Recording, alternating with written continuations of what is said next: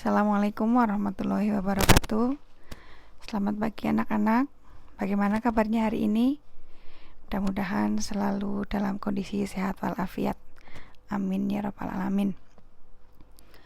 Ya, hari ini kita akan mulai mempelajari tentang tema 4, berbagai pekerjaan. Subtema 3, pekerjaan orang tuaku, pembelajaran kelima. Ya, hari ini kita akan mempelajari pembelajaran kelima, muatan pelajaran IPS dan SPDP. Yang pertama, proses pembuatan sarung Samarinda. Bisa kalian perhatikan dalam gambar yang disajikan, ada ibu-ibu yang sedang melakukan pekerjaan menenun. Ya, proses pembuatan sarung Samarinda memang menggunakan alat tenun tradisional.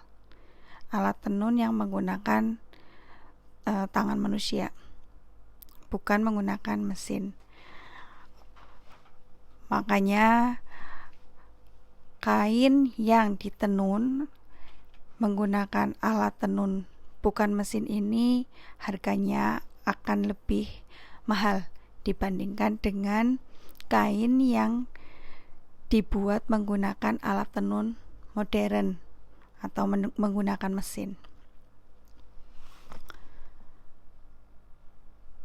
Banyak dari kita tidak tahu kalau proses pembuatan baju itu melalui beberapa tahapan yang lumayan panjang. Baju yang kalian pakai saat ini melalui proses-proses tertentu dan melibatkan beberapa orang, beberapa profesi. Yang pertama bisa kalian perhatikan untuk pohon kapas. Ya, semua berawal dari pohon kapas yang dipanen, kemudian dipintal menjadi benang, benang ditenun menjadi kain, kain dibuat pola, digunting dibuat pola, kemudian dijahit. Setelah dijahit, kemudian jadilah sebuah baju. Baju yang bisa kita pakai sehari-hari.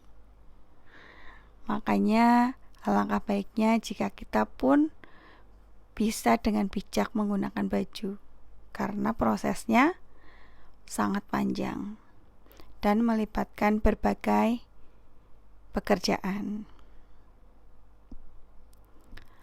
Kemudian untuk proses pembuatan baju ini melalui beberapa teknologi. Ya, teknologi yang digunakan di sini adalah tenun, teknologi tenun. Proses pembuatannya menggunakan alat penenun, baik alat tradisional maupun alat modern. Alat tradisional menggunakan tangan manusia, sedangkan alat tenun modern menggunakan mesin. Kain yang dihasilkan dari proses tenun tradisional cenderung mahal, mengingat pembuatannya yang tidak mudah. Karena itu, pakaian sehari-hari umumnya menggunakan alat tenun modern. Sementara itu, yang dibuat oleh pengrajin banyak digunakan untuk kain tradisional. Menenun dilakukan dengan cara menyilangkan benang-benang menggunakan alat tenun. Setelah ditenun, benang pun menjadi kain. Kain itu kemudian dipotong sesuai dengan pola untuk dijahit agar terbentuk pakaian utuh yang bisa digunakan sehari-hari. Ya, jadi teknologi yang digunakan dalam proses pembuatan kain adalah tenun. Berikutnya adalah kegiatan ekonomi yang terlibat dalam proses pembuatan baju. Ada 3, yaitu produksi, distribusi, konsumsi. Ya, untuk selanjutnya akan kita bahas satu persatu mengenai ketiga kegiatan ekonomi tersebut.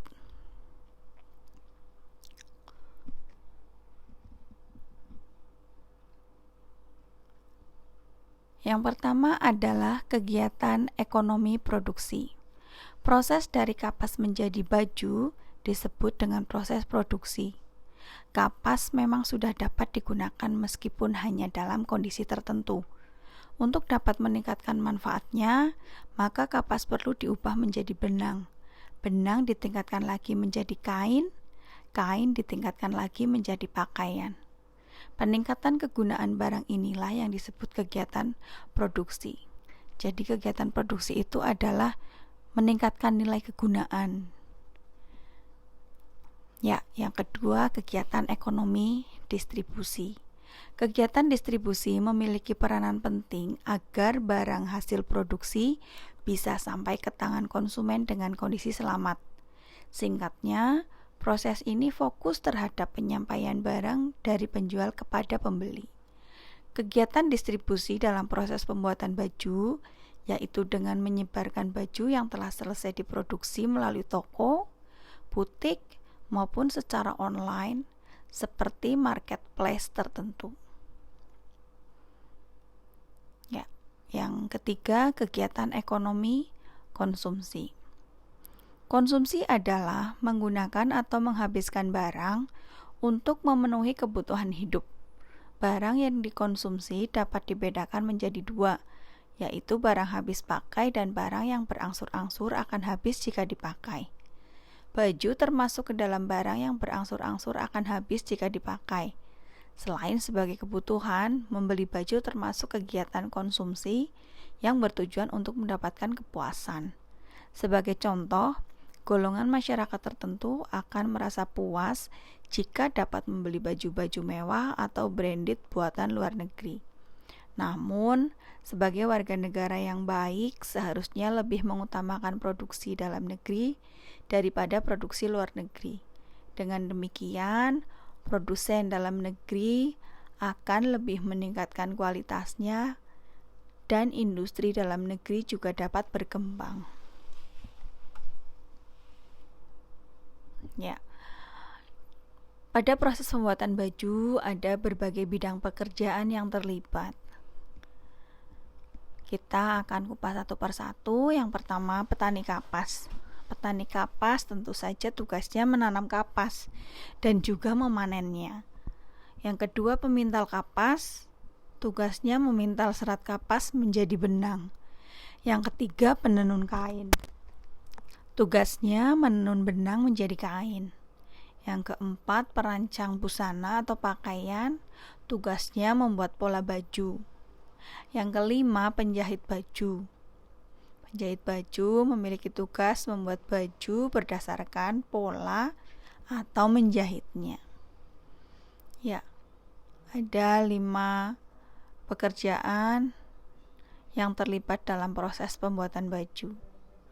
Berikutnya muatan SPDP. Kita akan bahas karya seni rupa. Karya seni rupa merupakan karya seni yang dibentuk untuk menghasilkan suatu karya yang mempunyai unsur garis, tekstur, bidang, warna, dan pencahayaan. Karya seni rupa terbagi menjadi 2, yaitu gambar dimensi dan gambar 3 dimensi. Berikut akan kita bahas satu persatu. Gambar 2 dimensi adalah karya seni rupa berupa gambar yang mempunyai unsur panjang dan lebar. Contoh karya seni rupa 2 dimensi adalah lukisan, gambar, poster, kaligrafi, lukisan dinding, dan lain sebagainya. Berikutnya, gambar 3 dimensi. Gambar 3 dimensi atau juga bisa disebut dengan gambar 3D atau 3D merupakan seni rupa yang mempunyai unsur panjang, volume, serta ruang. Gambar 3 dimensi terlihat seperti nyata atau realistis. Contohnya patung, arca, topeng, vas bunga, guci, dan lain sebagainya. Berikut adalah contoh gambar 3 dimensi. Bisa kalian perhatikan, di situ sudah memuat volume, panjang, dan ruang.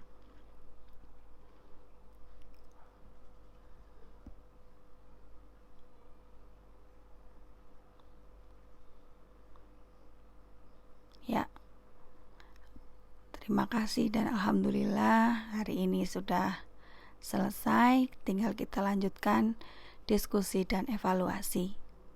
Wassalamualaikum warahmatullahi wabarakatuh.